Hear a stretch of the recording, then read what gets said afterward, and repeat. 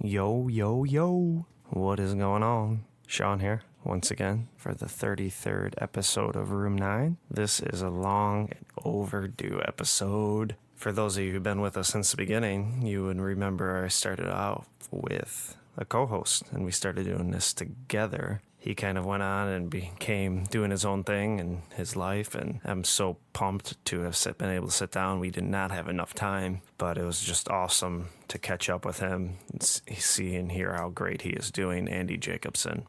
And it's more centered around the 12 steps, which is an episode I've probably have needed, and he just really shares how the 12 steps and AA have changed his life and have helped him stay clean. Before I get into that, just a friendly reminder that we want you to head over to room9podcast.com and fill out a contact form and all of that jazz. And if you're really into helping us spread this message and this word of hope and love and encouragement and strength, to hit up the support page and read our letter to donor that will give you a rundown of how the finances are all taken care of at Room 9. And, give us a one-time donation, a monthly a monthly donation, and you would get back something in return as well when you do the monthly donations. Also, be looking for this week, probably Wednesday, Thursday, I'm going to release a solo episode, and I really want people's feedback on that because I don't know if I should do more of them, stay away from them. I'm not really sure if I'm even a fan of them yet because it's bad enough hearing my self-talk when I have a guest on. When it's just me for 40 minutes, it's, a little weird and almost, I feel, narcissistic when I do it. But I'm really interested to see what your guys' feedback is on that. So other than that, if you know somebody who needs a recovery coach in their life, Room 9 is now going to be offering that. Right now I'm working with Save the Michaels on that, but eventually down the road I'll be running it on my own. If you would like to have me as a recovery coach or know somebody who would need a recovery coach, email me at room9podcast@gmail.com and I can get you hooked up with that, and we would go work with Save the Michaels and I can team up with you and start helping you out. So that is all. Like I said, this is episode 33. Sit down with an awesome friend. I was in rehab with him I think he was there a day and a half or so before me. Super proud of this dude. I love this dude. He's like a brother. And it was so exciting and awesome to hear how great he's doing and how his life has changed. So enjoy. I love you guys. And as always, thank you for listening.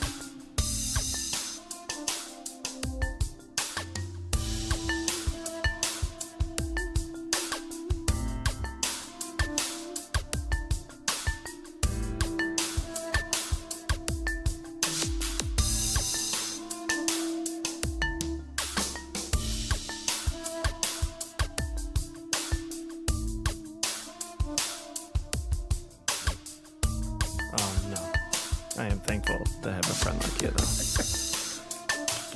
I forgot about your defect. Defect. That's one way to put it. I feel like it's accurate. I feel like it's accurate. I do feel like it's accurate. He's lost. I'll just pray for you. Just keep praying for me, bro. Oh, no, I don't do that. So I actually had this guy that I grew up. He's like my parents' age, but he found out I was like doing website stuff and from the church and shit. And he asked me for coffee. I'm like, all right, whatever. I'll say yes, do some networking. Maybe he'll pay me to do some stuff on his website. But it basically turned into him They're trying to save trying to like get me back to Christianity. Nice. And I was just like, I was just honest. I was very respectful, but I'm like, I can't buy into it anymore. And whatever. We talked for like an hour and then I left, but then he sent me a text. I found this book that it's a guy from, I don't know, he's from one of those Eastern countries and why Jesus is the right way. And I'd like to go through it with you. And I was just like, I can't. I don't have time. I can't do it. I'm sorry. What irritates me a lot is when somebody has a point of view or a perspective, but they can't be bothered to explain it to you. So they're like, here, read this book.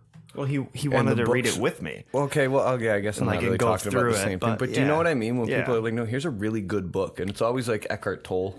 Eckhart Tolle, Here, this will change your life. Like, why don't you just explain it to me in a conversation instead of trying to pawn off your shitty literature on me? But thank you for not having the enthusiasm to do it yourself. It's unbelievable. Yeah. That's the little things that bother me. I'm a very calm, patient person nowadays, but it doesn't mean that I don't notice idiots. Oh, there's plenty of them out there in all walks of life. Yeah. All religions, all walks, whatever it is. Oh my goodness. Morons. But that is the know. move. Like, that's the best move, to like stick it to somebody without them knowing it. Like, I'm just gonna block your number.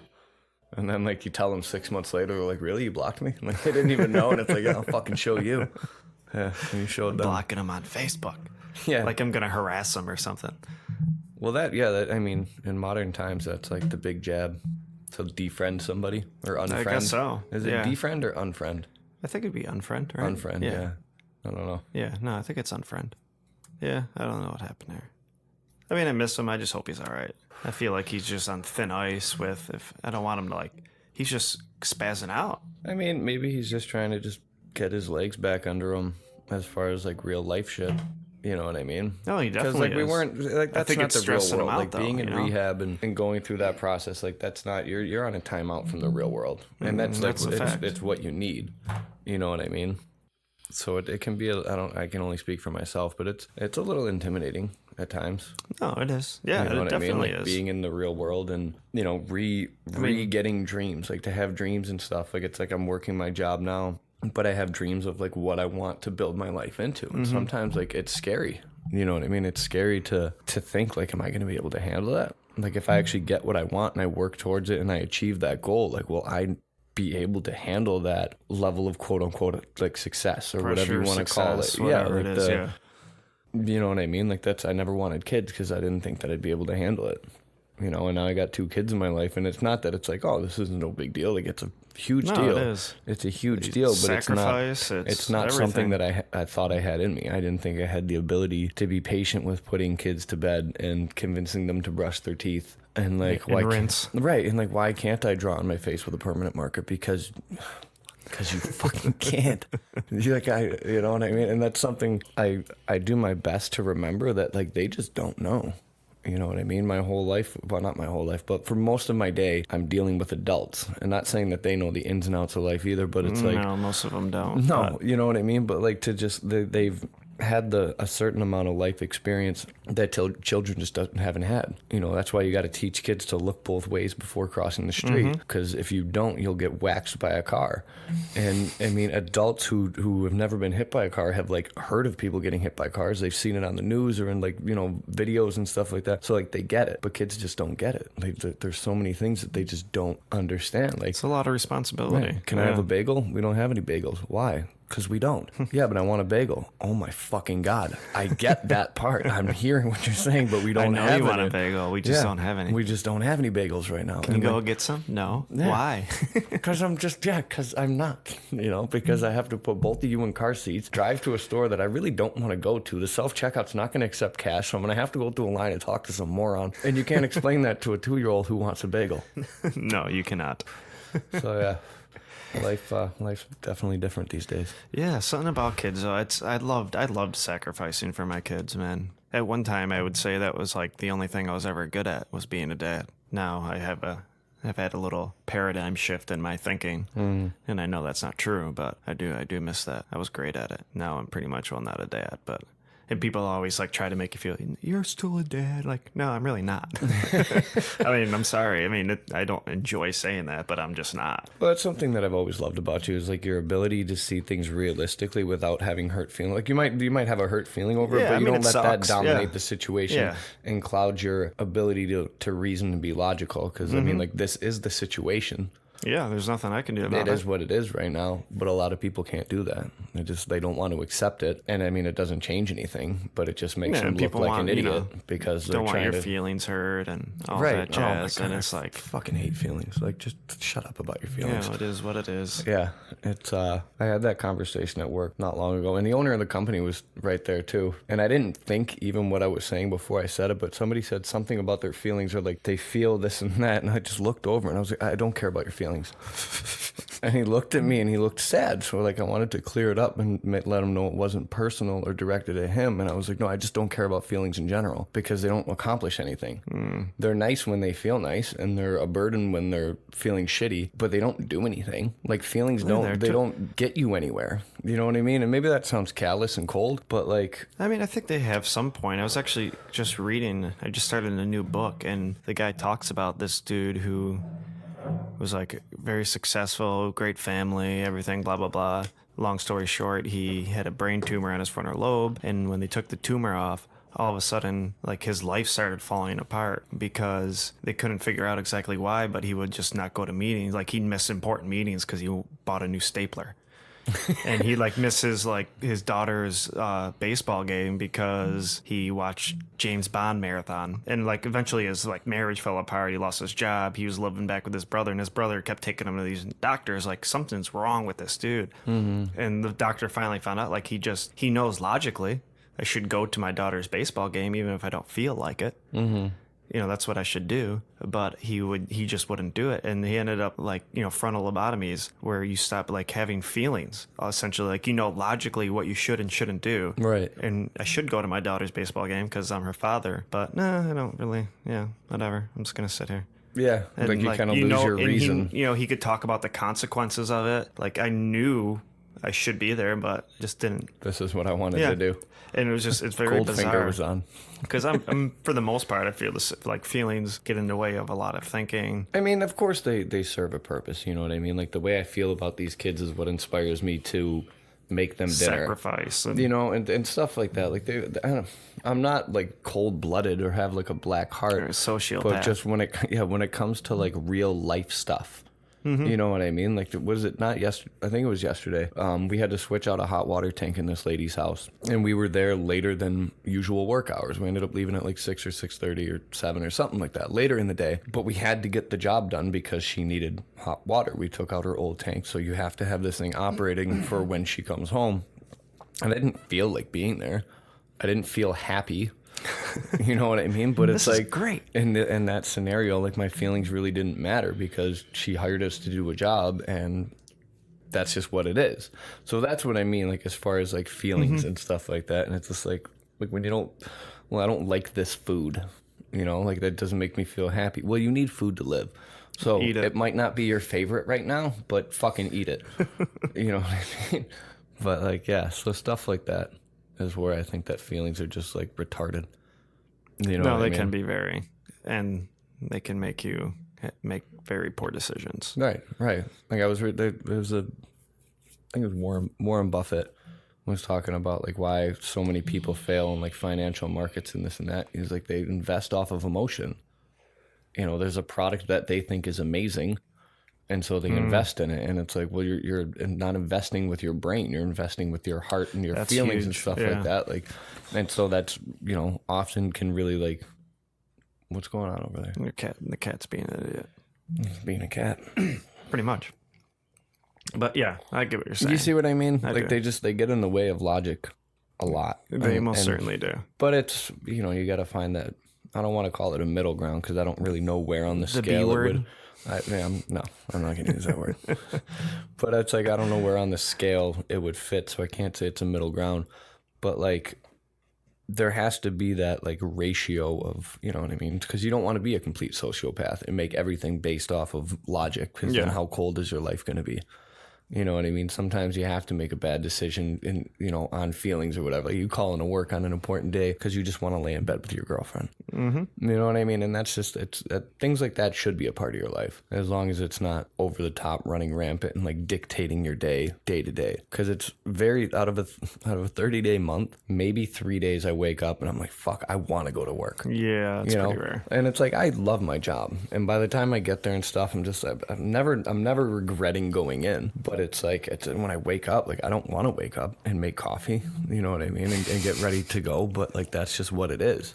Even sometimes, I mean, the main reason why I'm doing this whole Room 9 thing is because I know I can't go back to a job that I don't love doing and I feel like is work, because that was one of the biggest things for me for even feeling like a waste at a pointless job. But even sometimes doing this, like, I got to fight through it. I don't feel like, dude, I want to sit in my bed and watch lions tear apart a fucking antelope, but I can't right now. Sick maniac.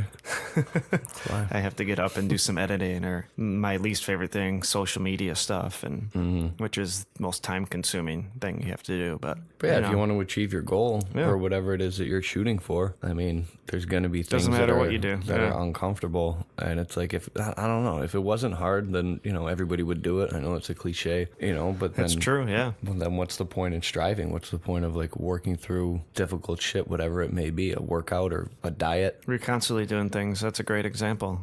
Things that we hate doing. Like, nobody really likes the pain of working out, but you do it because you feel good when you're done, and you know your body's getting better, and learn to love it, or at the very least appreciate it. Like when you're like really hardcore into bodybuilding and your muscles are tearing, to the average person that'd be an uncomfortable thing they want to avoid, but to somebody who knows what the outcome's going to be, the result they learn to love that pain. They learn to love that discomfort because they realize what it's going to turn into.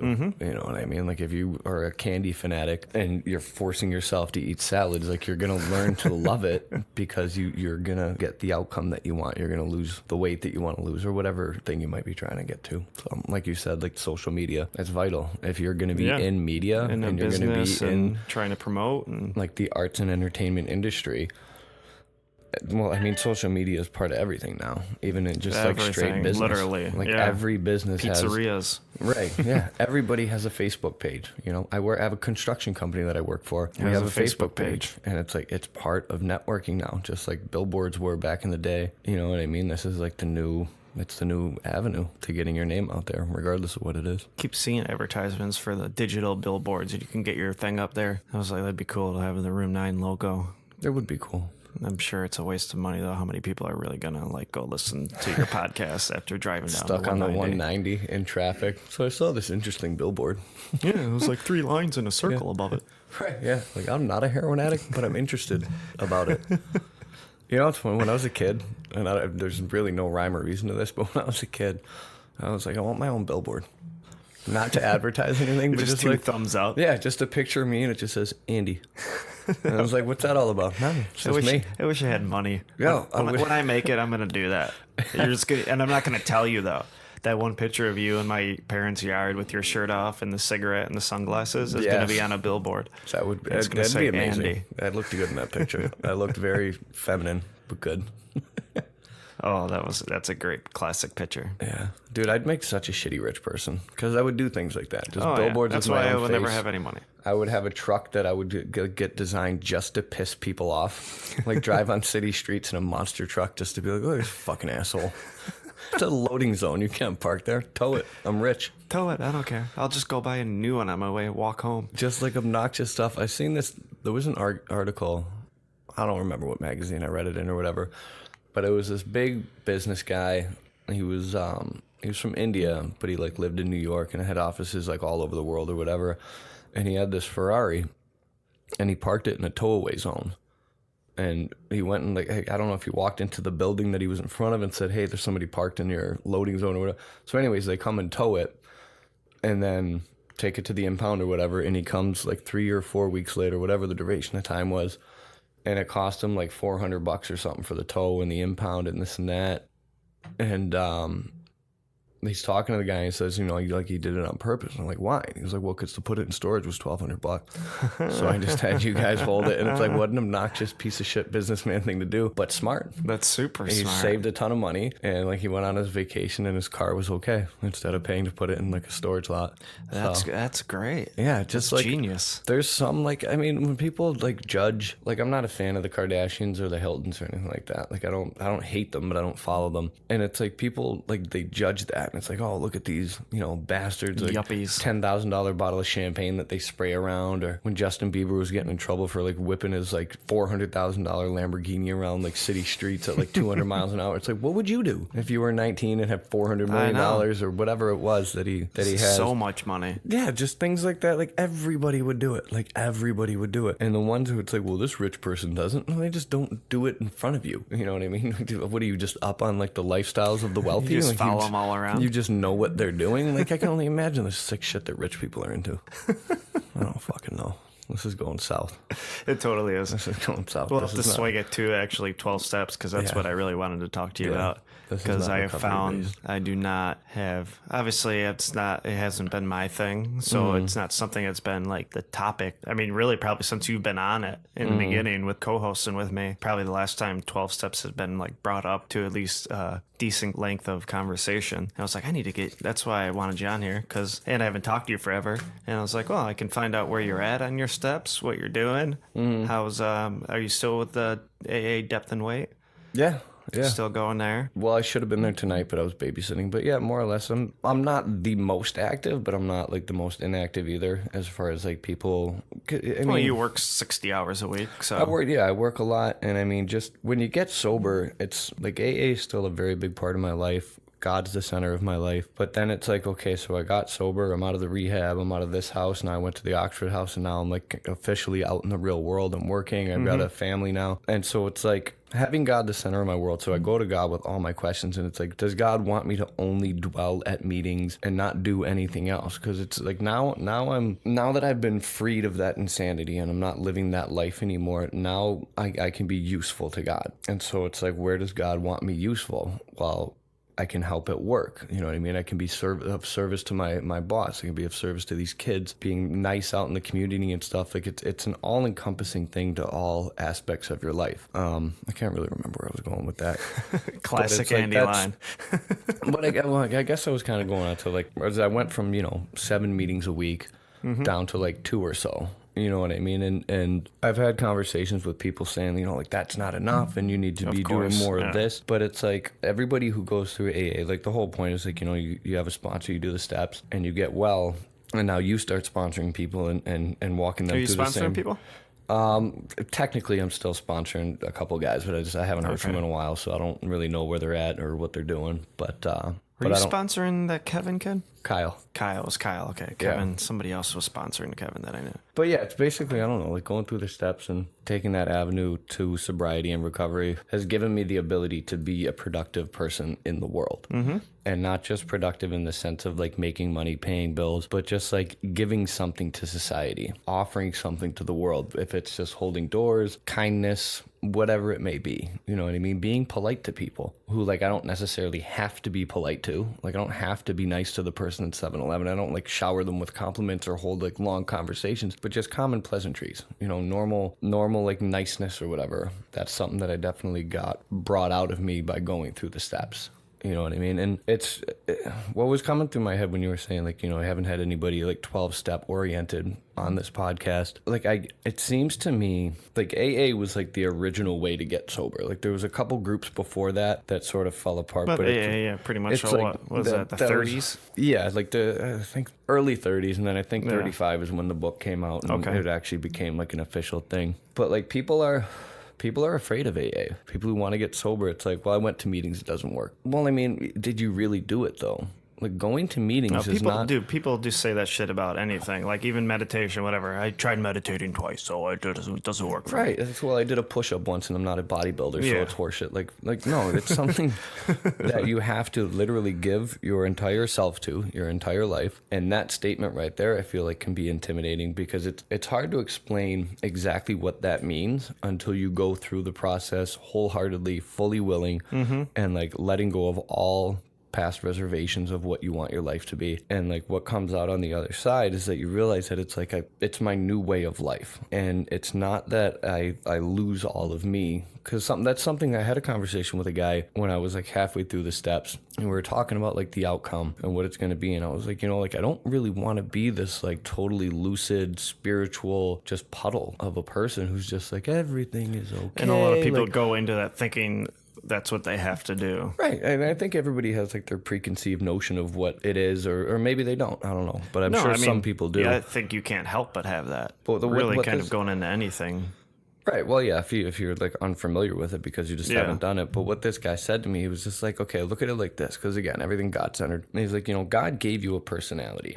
So all this negativity and shit that's in your life is things that you attach to it. Like a Velcro ball. You just like, fucking drug addict and thief and angry and resentful. Those are all things that you've attached knowing or unknowingly. You know what I mean? Like maybe like the resentments and aggression and stuff, I didn't do that on purpose. But as a result of my experiences and the way that I had absorbed and digested those experiences, that's what made me aggressive. I don't know. But he was like, so when you do these steps and you do this thing thoroughly, all the bad stuff just gets peeled off and you're still left with Andy. But like the good of Andy, you know, the stuff that God wanted you to be, you know. And so like so many things come from that experience and continuing to live that experience. But one of the biggest things is that like I learned a lot about myself and like who I really am. And I'm not saying I know who I really am, but I have a much better understanding of like who I am, who I want to be. And like all that aggression was a shield for the fear and the feelings of inadequacy and the insecurity and, you know, like the resentment and stuff like that. Broken home, so I resented kids who had two parents. Seriously, this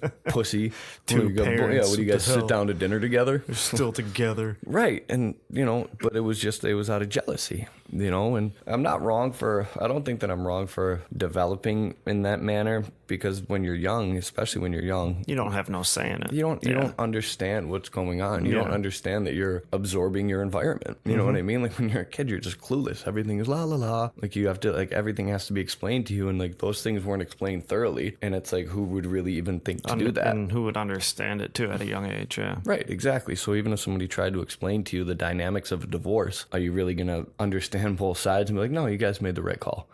You don't belong exactly. together. Yeah. You know, so stuff like that. But yeah, so it gave me the opportunity to be a better man and to be somebody that I feel good about. You know what I mean? Like when I wake up in the morning, I feel good that there's people that trust me at work. There's like, you know, my girlfriend's at a concert right now with her mom and her brother, and she trusts me with her kids.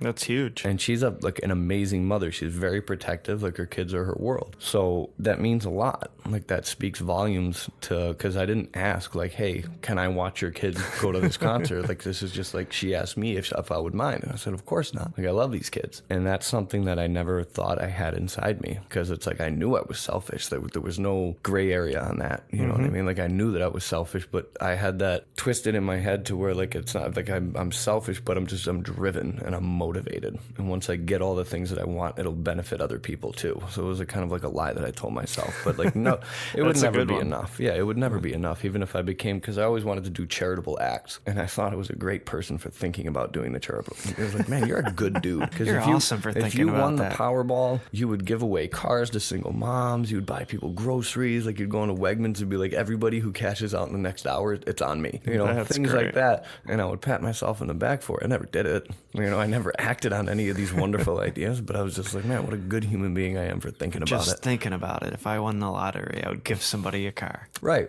And I thought also too that I could like manipulate God, that like, you see all the good I'm going to do if I get this money, so you should. That's awesome. You should handle me or hand over this money to me, and then everything's going to be good. And it's like, but the thing is that as like, if God's an idiot. Right. Like as slick as I think I am, like, no, man. Like just like it's funny because I was telling you about like how the 6-year-old, you know, my stepdaughter, and like when she tries to pull like some slick maneuvers and like tries to run game, and it's just like I see through, like I'm sure some of it gets by me and I just don't even know. But a lot of it I'm just like chuckling in my head, like I'm just slicker than you. Like I've been a criminal my whole life. Trust me. You're not doing nothing new. You're not doing anything new, and like your boosting game is fucking weak. You know your mom checks your backpack every day. Why would you leave it in there? Oh, you know what gosh. I mean? Hide it in the car. Like I hope she's not hearing this right now. But hide it in the car or something. You know what I mean? Your boosted game is weak, kid. Yeah, like I'm not even grounding you for stealing. I'm grounding you for getting caught. Yeah, for being a moron and not getting away with it. But yeah, so anyways, like getting back to like, okay, so people are trying to look for any which way to get sober that's the easiest.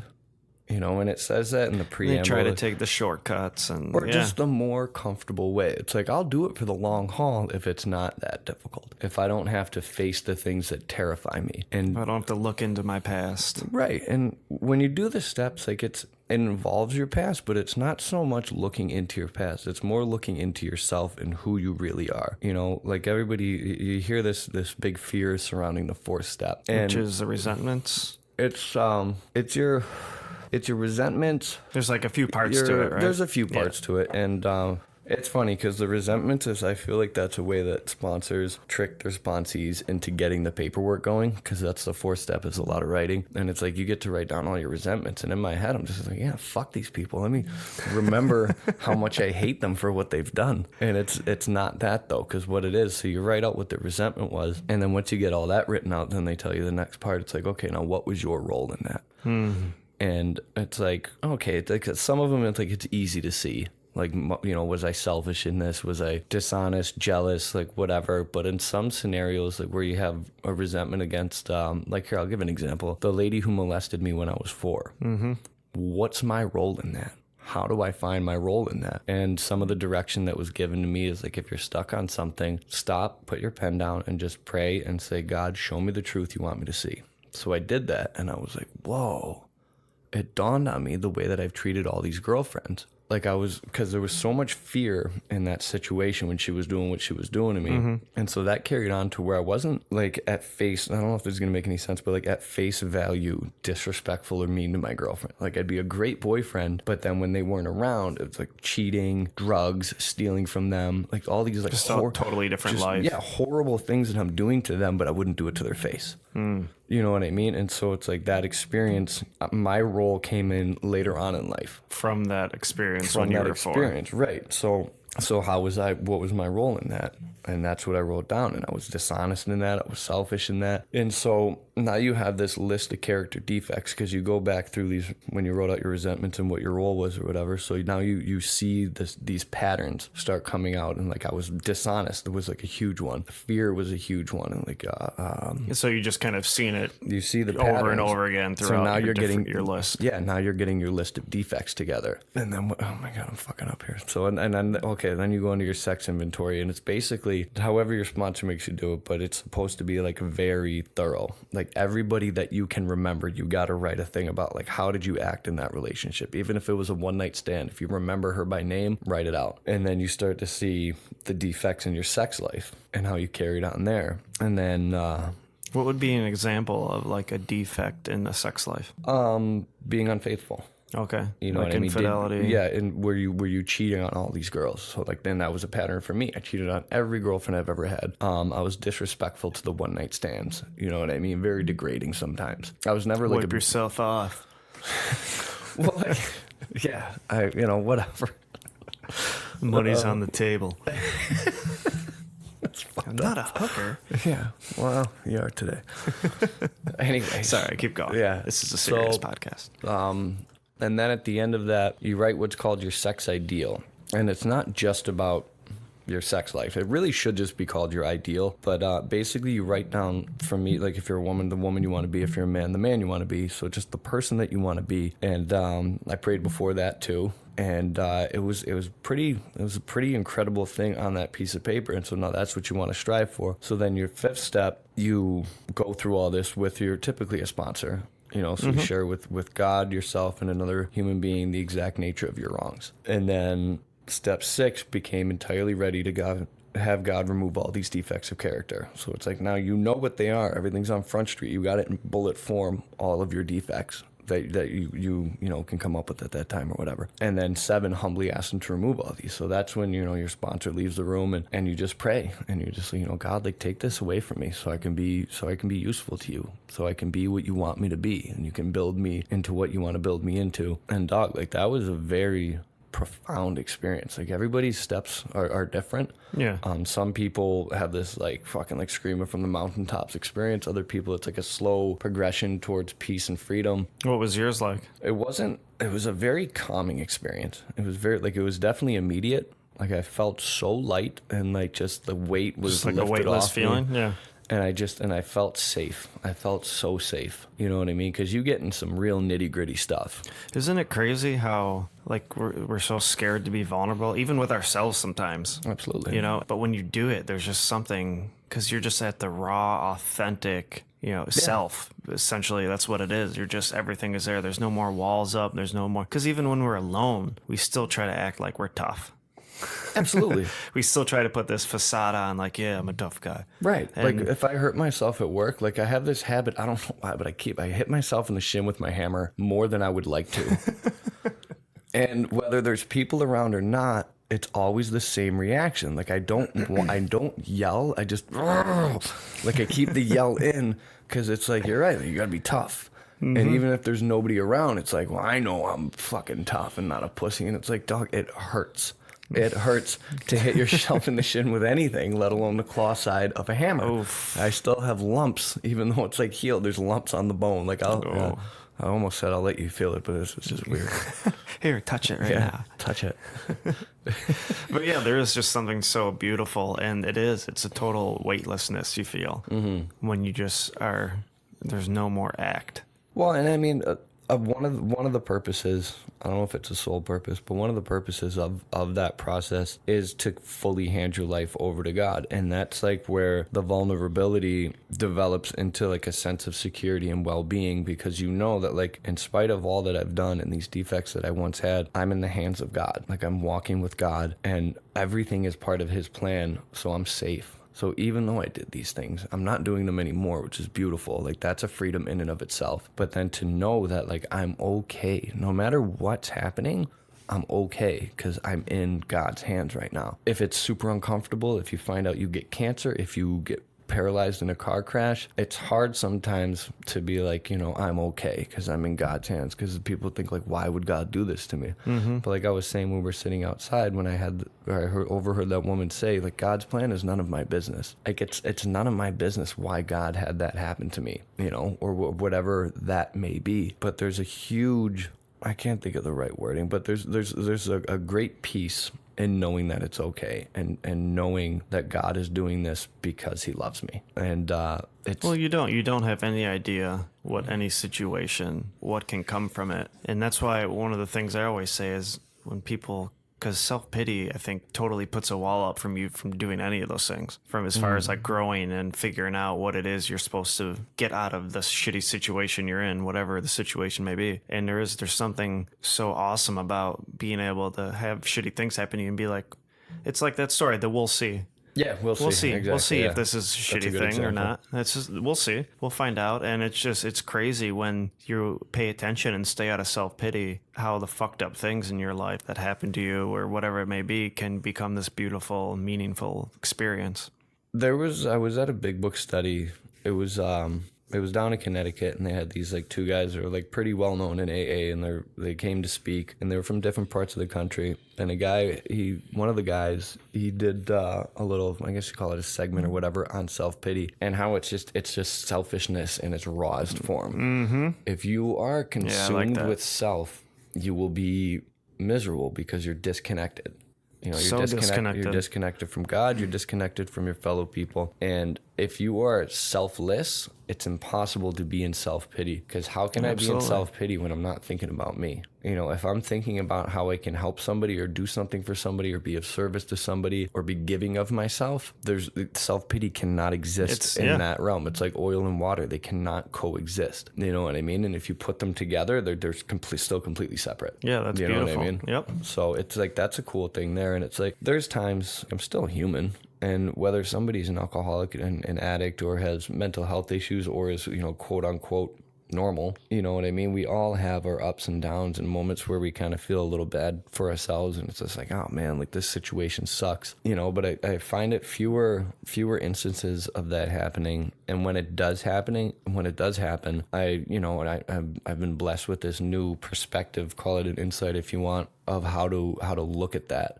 And it's see like, it. Yeah. It's easy to say, like, just for like a generic example, it's like, I hate having to get up and go to work. Yeah, well, a year ago you were in rehab and you were homeless, so be grateful. So that's like a very generic example, but there's so many like fine things that happen throughout the day that you might get a little bummed out about. So like, a guy was yelling earlier today at work, and like I had to do what he told me, and it's like I wanted to do it anyways because it's my job and I have a strong work ethic, but I didn't like that it was like this like being told to do it. Yeah, being told to do it. And it's like, when I thought about that, and like a minute later he was just like, I still love you, bro. And like we ended up hugging after or whatever. I put my arm around him and stuff. But it's like, why is that a thing to really get upset about? And then a little light bulb went off, because in my morning prayers, like my third set of morning prayers or whatever, like I pray relentlessly throughout the day, just to maintain that contact and that connection or whatever. But I was praying about ego, and like just keep block me from ego.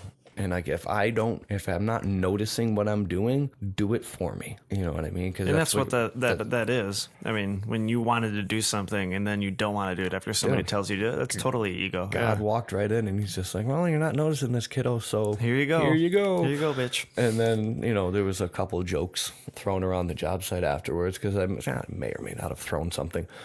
And somebody said something like, I can't remember what they said first, but they're like, yeah, you did really good on this today. And you're also an expert can thrower. I was like, fuck you.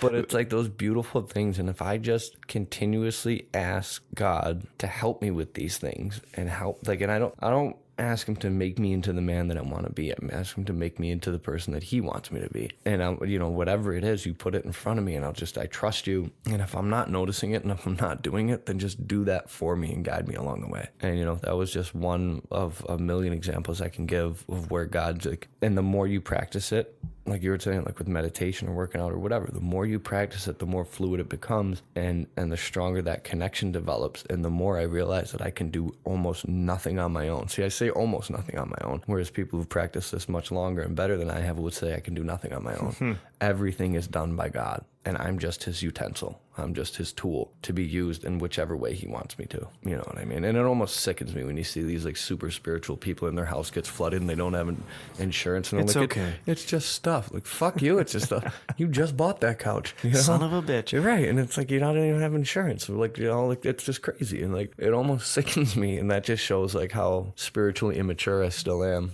and how much room there is to grow. But I think the huge point is we said you start catching it more, especially when it comes to self-pity. Because I remember laying in jail and I knew that was the first thing. Like I told you about yesterday, that presentation, my 4 main points. The first one was getting out of self-pity, because I knew if I don't find a way to continuously stay away from self-pity, nothing can happen, because there's just a wall up and it's poor me and I can't do anything else in life. And after a while, you start catching yourself so quickly, getting into self-pity when something bad happens, and you start training your brain. Like you said, you do something over and over again, you get better at it. Whatever it is that helps you to be introspective, praying or whatever. It takes for you to become that. I mean, that's the key. And then all of a sudden you're catching yourself in self-pity just when the feeling starts, even before the thoughts hit you. And you're like, oh, wait, hold on, that's self-pity. I can't go there. What can I get from this? What can I learn from this? What can I do with this? Well, self-pity, it's a chore. It's almost a job, but it's more of a chore that requires time and effort. Routine, so, you know what I mean? So like if you're feeling sorry for yourself, that you have to focus on that. Like, oh my gosh, it takes a lot of energy. You notice it, and then you focus on it, and then you manifest it into more, and then you feel even shittier. So you're spending like there's only so many seconds in the day, and you only have so much energy. Then you feel worse for yourself. Utilize those seconds and that energy. So like you're wasting your fucking time, man.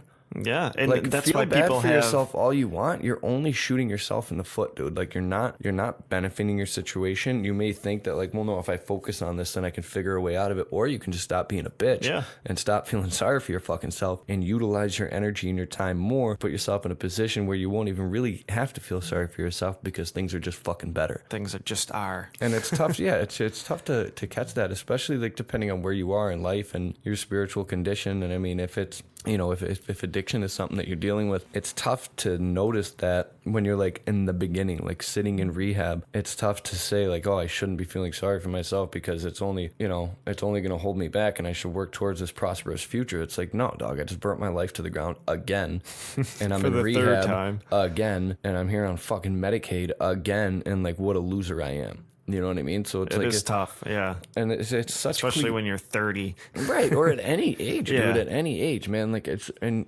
so cliche to say all these things, that like perspective and the way you look at things or whatever. And like I love that fucking the posters you saw in your guidance counselor's office. Attitude's a little thing that makes a big difference. It's so corny, but dog, that's exactly what it is. It's your attitude that develops your world. If you're an angry, bitter frames bitch, the world around it. Yeah, you might be successful in business, but you're going to be miserable. There was a guy when the stock market went to shit in 2008. He was a German billionaire, and he had something like $7 billion like net worth, and he lost $1 billion in the financial markets, and he fucking killed himself because he couldn't come to terms with losing $1 billion. Like I can't wrap my head around that kind of money. But if I had $7 in my pocket and I lost $1, I'm not blowing my brains out. I'm gonna be maybe not thrilled because I'm like, oh god damn, that was a whole dollar. Damn, all I had was $7. But you know what I mean? So it's like, but his perspective was just, I guess, skewed. I would say. Yeah, I would say so too. Yeah, that's crazy. That's like chump change. Right, and it's just like, it's just material shit. Attachment, yeah. And it's easy for somebody, like, I'm by no means wealthy, but I have a place to live and I have food to eat and I have employment. So it's easy to say, like, it's just stuff. Like, somebody who doesn't have anything could look at somebody who has that attitude towards something, some kind of loss, and be like, well, it's easy for you to say because you have enough. Mm-hmm.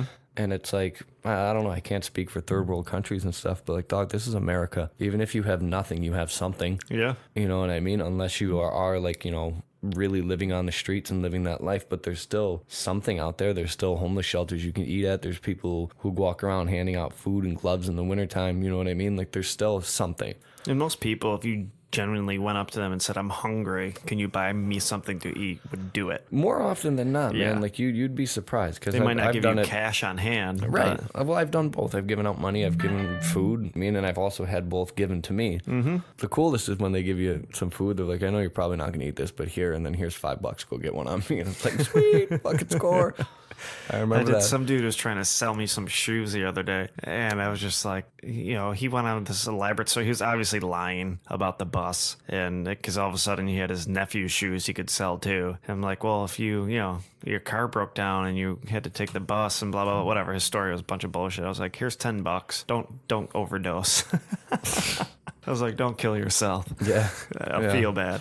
Hopefully you can make it around to some kind of solution. Oh, man. But that's a grim reality, man. It's like not a lot of people are going to recover. And like really to like, even those who do stop using or whatever are actually going to recover into any kind of like peaceful existence. Yeah. And it's such a sad thing. And like, there's times when I'll ask God and it's just like, like, why me? Again, I don't have a right to that answer, but I do ask sometimes, like, why did I? Because like, we all have our own story, but like in my mind, like I was fucking dirt, man. I was bottom of the barrel, like grimy. Like I stole and like just from people who loved me. Like I did horrible things and like ripped people off and just all these things. And it's like, why do I deserve this? And it's like what could the answer possibly be? Was it because I finally came to a point of willingness? Is it, who knows what it is? And it's like, I try not to. There was a time when I kind of started to get an ego around it. It's like, well, I guess I'm one of the chosen few. God fucking loves more than you. And it's like, you idiot. No, like, that can't be it. God I don't loves know. you more than you. No, he doesn't.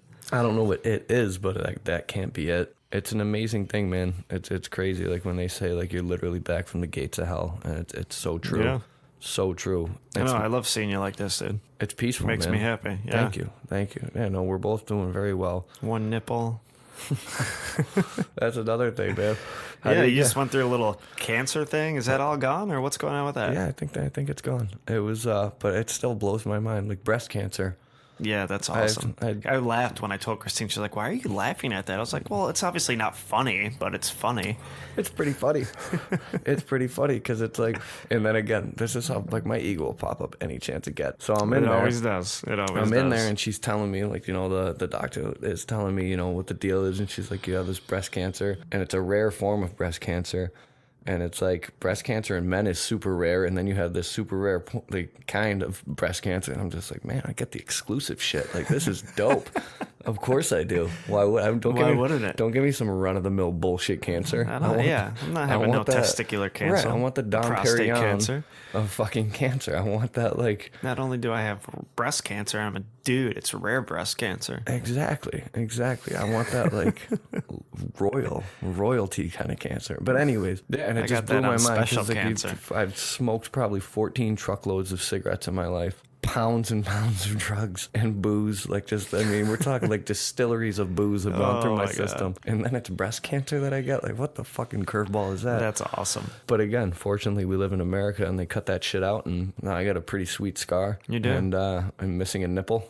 And missing a nipple. Which is like... Doesn't look that weird. The scar makes it tough to even see you're missing one. Right. And it's like nobody's really looking for it. No. No. And, but yeah, it's just... It'd actually be creepy if like you're at a swimming pool or something and somebody's like, dude, you're missing a nipple? Yeah. Like, why are you staring at my chest, bro? If that ever happens, I'm going to play along with it. Like, what?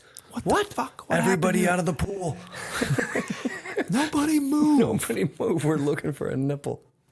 Yeah, it's just funny shit, man. And that's another thing too, man. Like if I was still like pre-steps, Andy, if I was, oh my God, the self-pity, and I'd be calling people I haven't talked to in years to tell them I got cancer. Oh, yeah. And like it would just be this big all about me kind of thing. And it's like, dog, no, man. It was a cool experience, to be honest with you. You know what I mean? It was neat. It was neat to go through that and kind of see how the process works in a hospital. And I went to Roswell Park, which is like a very premier cancer research place, and it's beautiful. It's beautiful. There's like always somebody doing an acoustic set in like the main entrance. Yeah, they got that grand piano. Yeah, dude, and everybody's like super nice, and you have to. I think morale will go down quick in a place like that. It's like working for a hospice, pretty much.